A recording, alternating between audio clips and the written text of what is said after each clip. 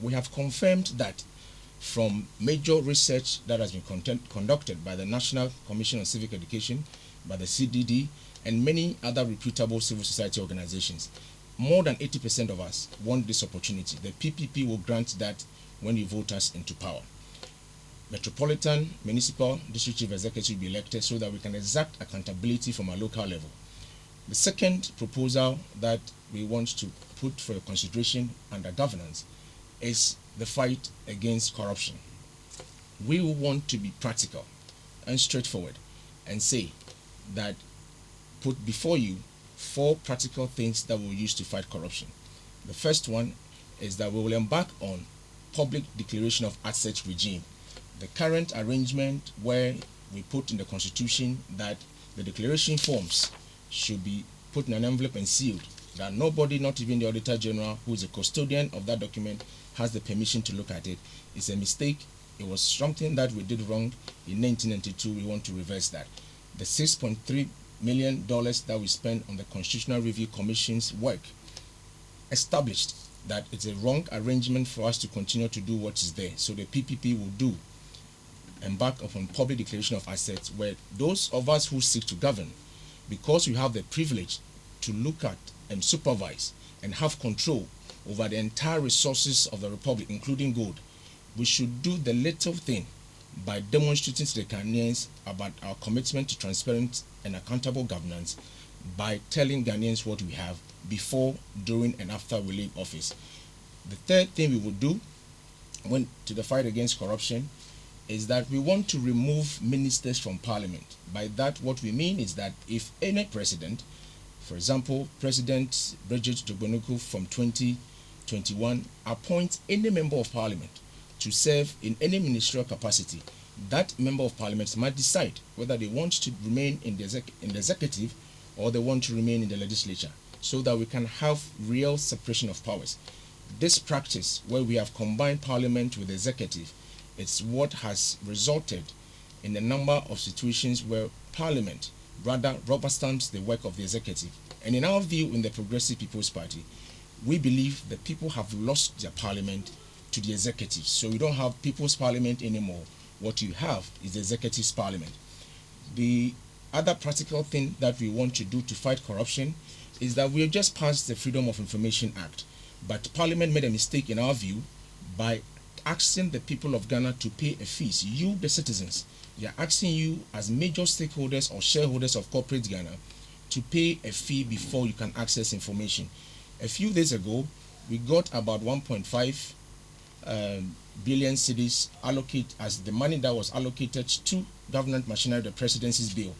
We believe that we can do a modicum of expenditure in the favor of citizens who seek information under the Freedom of Information Act, and so that we will remove the fee impediment that has been put in the way of citizens, so that Ghanaians, you the citizens, can have access to any information you want about how we the PPP are governing your country.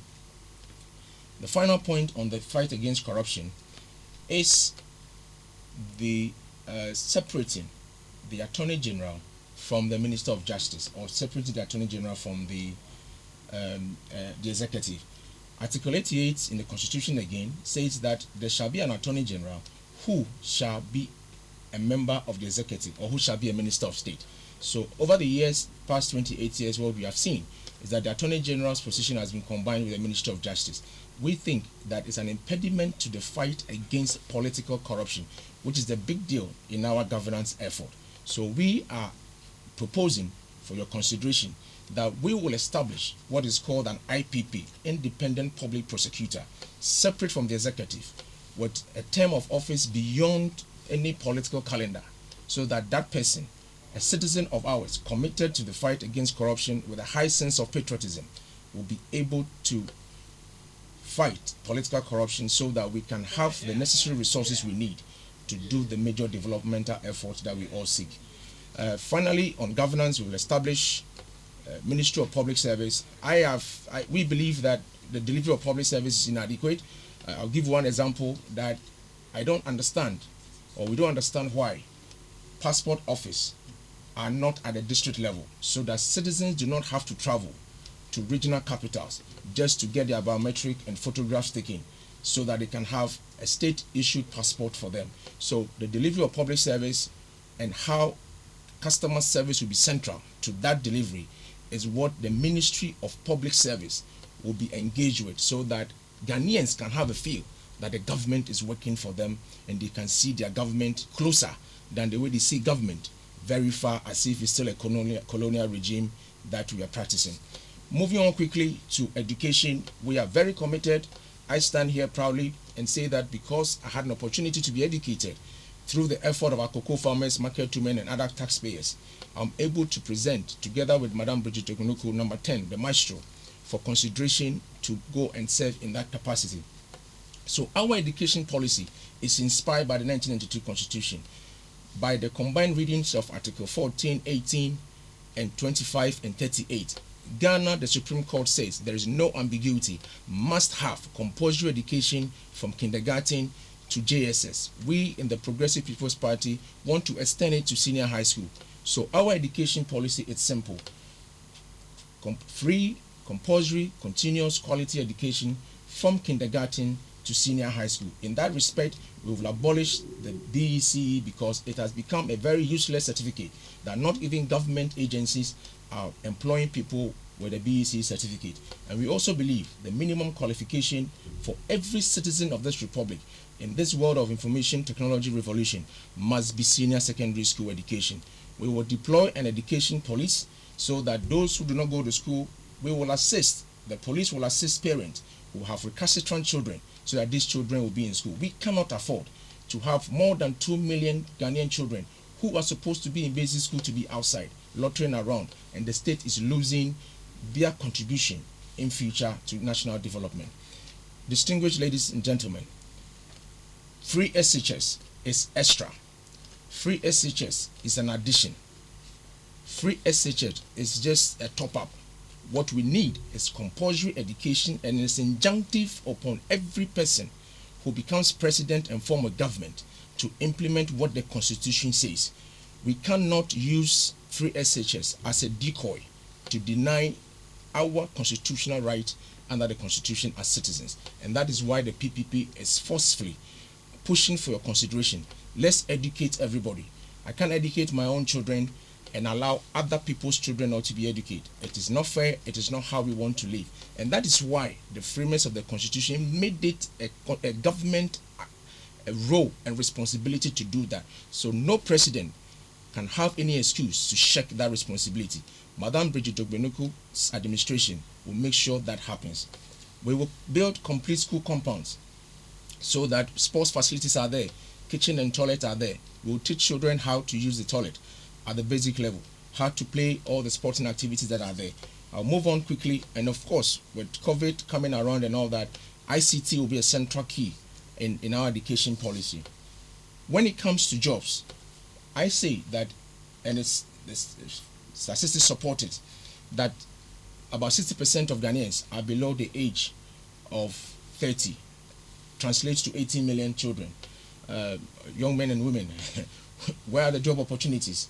And the way we will solve that are practical steps and intervention from the PPP. So when it comes to the area of job creation, and that is what the youth, those my age and below, those who the future belong to, must make a determination and a departure for destiny that we will vote the Progressive People's Party. One way that we will deal with this is that there are 18 national roads, the kind of roads that look like the motorway. From Aflawo to Elubo is N1. From Tema to Boko is N2. From Elubo through Enchi, Goso, Bibiani, Sunyane, and Wenchi to Wa is the N12. And the PPP's number 10 is the Kumasi to Bolga Road, that is the N10. Those roads must be done. Motorway type of roads, dual carriage highway to remove head-on collisions from our lives. And those are the roads, when they are built, will open up the country for private sector people to go in and establish the jobs that we need. Accra, Kumasi, Takoradi is so choked. We need to open up the country. Distinguished ladies and gentlemen, citizens of the Republic, just close your eyes and look at the number of jobs on the left-hand side and right-hand side of the Tema to Takoradi road. If you go to the north, from Laura to Boko, you don't have that experience there. What will make the establishment of industry and businesses in those parts of the country is for that road to be built. It's a combination of N13 and N16 and N18 and so on and so forth. That is what we will do. And they come under what we have described as heritage projects. So instead of having heritage funds that is susceptible to pilfering and taking our money, taking our hands to dip into it, that we will not have the best use of it. In fact, when I checked, the last time I checked the returns on the heritage fund, we're getting highest 6.6% return on the investment. Meanwhile, we go to the same capital market and borrow at 11%, 13%. It is possible, with the same money we have invested, that we go and borrow at an expensive cost. Meanwhile, we can have a mental shift and say that let's establish, define the 18 roads as heritage projects and put our oil money and gold money behind it and build for the benefit of posterity. So that is one way of creating jobs. The second way of creating jobs is to use the state purchasing power. It's a very simple idea. All that we are saying is that all the capacity building programs that by the kind courtesy of GTV, it comes across to you in most of their programs, from immigration to SERVs to the presidency to ministries and so on and so forth. All those expenditure of government determines what to buy, and government is the biggest expenditure. We, the Progressive People's Party's government, will discriminate positively in favor of Ghanaian product, so that we will eat, not just do a campaign that we should eat what we grow and grow what we eat, but deliberately creating a market and say that anybody who produces rice, it will be purchased. Tomatoes, poultry, we cannot subject any further our central bank governor to look for $2.2 billion every year just to go and purchase poultry, rice, and sugar. We have to put that money here, and every year as we shape the jobs, those monies will be circulating in this economy for further jobs to be created in our system. On health, we know that we have flagship health programs and so on and so forth. We in the PPP are saying that we want to tackle the basic things first. Let's go back to the basics. Malaria, cholera should not be living with us as friends and family anymore. What we need to do is eradicate them completely. We have done it before, so we know how to do it, and we have the capacity so to do. We are committing to spend 1% of our GDP to spend the money on the preventive side of the equation, instead of spending it on the right-hand side, so that the NHIS is reduce the burden of OPD cases that is full of malaria cases that takes about 60% of the budget from there. So these are the practical things that we in the PPP have outlined to cover governance, to cover job creation. Practically, we are not interested in air condition statistics, GDP deficits to over borrowing, because those who said they will not borrow have exceeded what they have borrowed. So we have a fine opportunity in this year's selection to decide how we vote and determine our future. I know we love our political parties. I also know that we are Ghanaians and we are citizens of the Republic. I'm saying and I'm suggesting that let our love for country reign supreme, and let's choose policies and programs that transform this country. If we make that determination, we only come to one conclusion, that the policies and programs of the PPP remains that which will transform this country. And therefore, I'm asking, in that respect, when it comes to that conclusion, please vote for the Progressive People's Party, so that we have an opportunity not to rule, but to govern and administer this country for 4 years, for you to see what another political party can do, which those two have not been able to do for the past 28 years since we started voting. We have also seen that we have issues of urban transportation, which is a challenge. Galamsey is an issue. We have in this policy statement fundamental proposals to change how we're going to solve the Galamsey issue, how we're going to solve urban transportation. So we are committing to design, with the help of the engineers, KNUST, all the technical universities. We will even bring the Abossey people, the Kokompe people, Kumasi Magazine, Tamale Magazine, so that we will be able to design and roll out an underground rail system around our city, starting from Accra, We have the first, starting from Kaswa, the first stop will be the Central Business District. We go to Nungwa, Teshi Nungwa. It stops at Ashaiman Tema, and it's a ring rail around the city.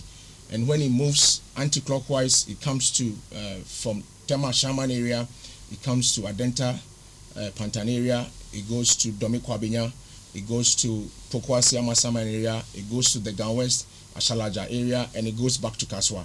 So these are the things that we have considered, costed it, and we believe that it is those transformational things that is required for us to be able to get the dividends that government is supposed to do, offer to its people.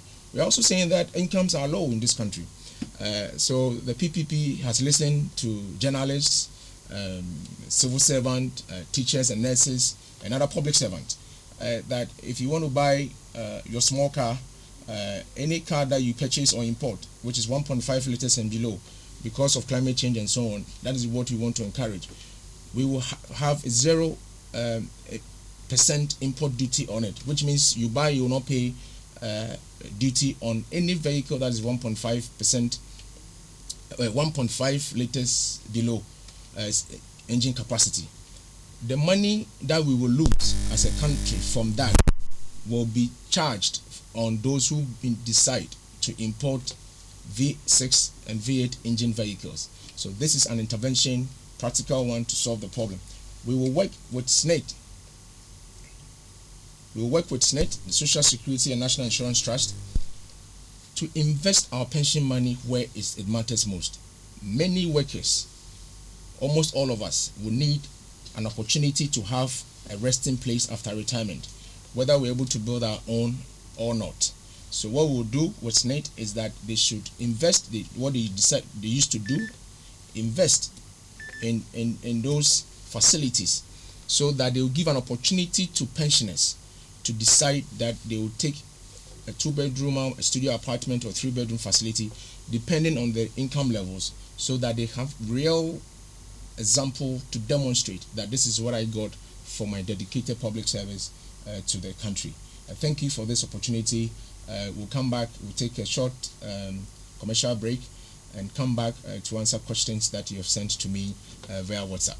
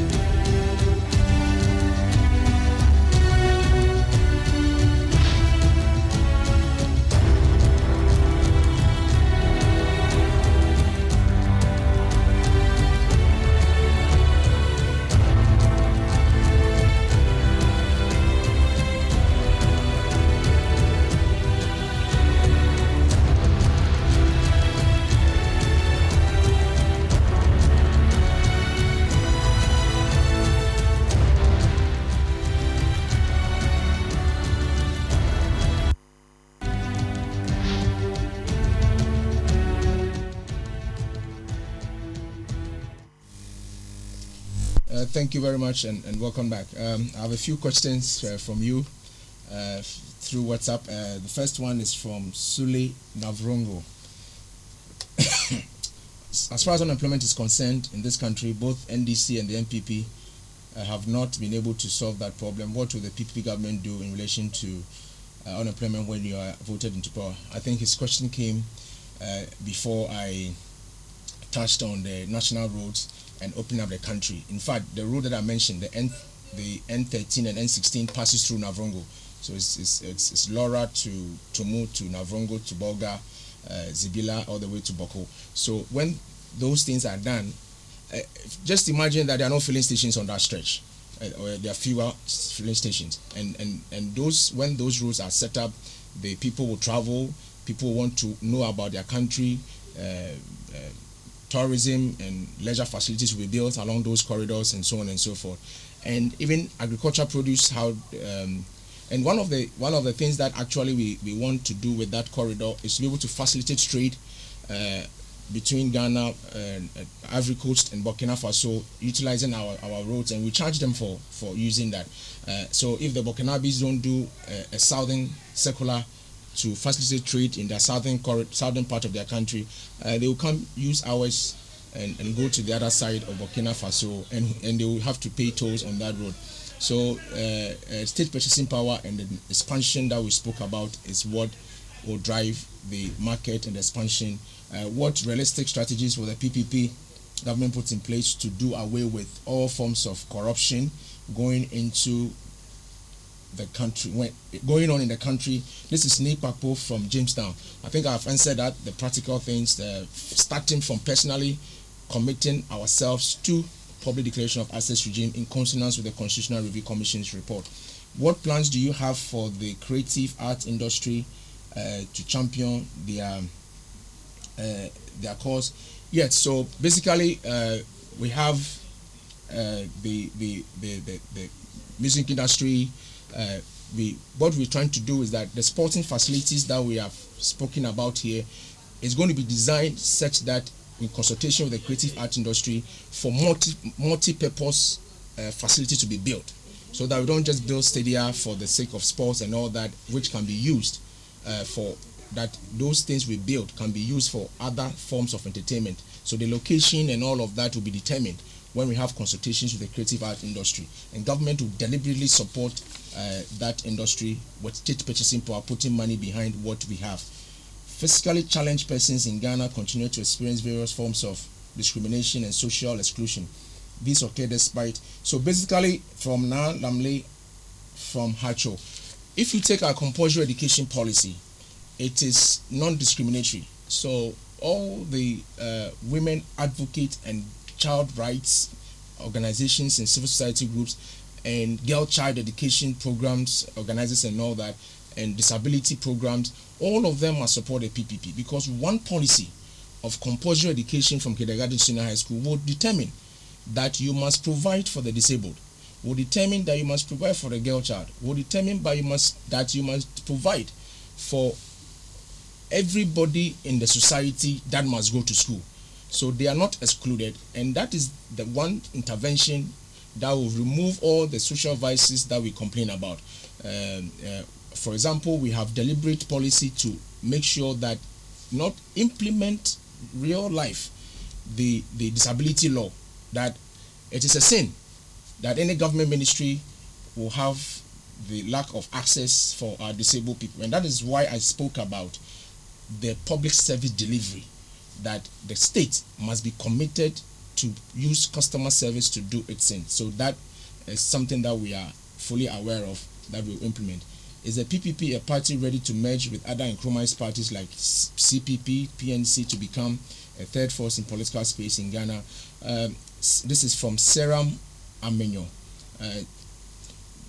We have made the attempt. I personally, Asamoah-Siaw, was secretary to what we call the Alisa Consensus, where there was an attempt by the PPP to unite with PNC and CPP on the common platform. Unfortunately, the PNC and the CPP couldn't get the confirmation and full support of their National Governing Council, Central Committee for CPP, and I don't know that of the PNC. So that attempt has been there. But I think going forward, the narrative has to change, that let's pursue the multi-party democratic exercise, and in the process allow the political parties to grow organically. And I'm thankful for Ghana Television for giving us this opportunity for Ghanaians to consider all the political parties and what we stand for. And in that process of critical crisscrossing and knowledge sharing, we'll be able to know who the real third force is. And I'm sure this afternoon you have come to the conclusion, way before even the show started, that the third force is really the Progressive People's Party. And that if we support and the media continue to shine the light on our policies and programs, Ghanaians will have that opportunity going forward to vote for us. How will the PPP reduce debt if they come into power?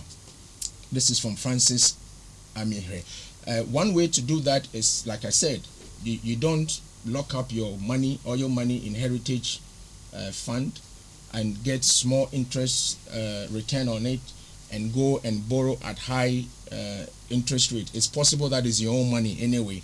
So instead of doing heritage funds for fear that we'll have nothing to show for future generations, is to shift the discussion and say, let's rather create heritage projects, do all the transparency that is possible, and bring all the civil society organizations to bear, and let's put the roads and national infrastructure there, financed by our gold and mineral resources, and not engage in any complex and dubious deals, and in the process we lose more, go and borrow more on the capital market.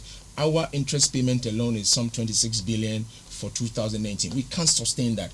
And one fundamental thing finally is that when we borrow, we should use it for practical things visible for us to see. One example is when President Kufuor secured $750 million to complete the N6. The N6 is the Accra-Kumasi road that goes through Asamoah. It was supposed to be dualized. How come the dualization couldn't complete? And 10 years after he left office, we still not been able to complete that project. It is those borrowing which is not used for the intended purpose, and sometimes consumption, cooking rice on the street when it has small lockdown for $54 million. Those are the things that make the debt unsustainable. So we will do practical things, and if identified, if we don't do anything in government, the schools will be built for our children to be educated, and the roads, the end roads, 18 of them will be completed for expansion to take place organically across the country. So Francis was the last person who asked me a question, and I believe there are more questions, but time will not allow us to continue. There will be another opportunity for you to let us engage, for you to understand the PPP's policy better. But we believe that you have a fine opportunity to decide how your country and who governs your country. We recognize your power to decide. We recognize your power to choose. We are only applying for a job, and that job is an opportunity to be part of those who administer this country. And this is what we will do when we get that opportunity. We believe that we have convinced you this afternoon to vote for the PPP. Exercise your right in our favor. For those who have decided because of despondency not to vote in this election, think of our women. They constitute 50%, more than 50% of the population. We have a policy for them, Women Enterprise Fund, that they will get loans to be able to expand and sustain the economy as we have it. So I can only say that your best choice for 2020 is the Maestro, number 10, Bridget Jagwenuku on the ballot. Give us that favor, and you see transformation in your lives and change your destiny. For those who are old, so that the young people, when we grow, we see that you did well by voting for PPP. And for the young people, you vote for us so that you know that we are in this journey together. Let's create the future that we want together. Thank you very much for this wonderful opportunity. Thank you to GTV too.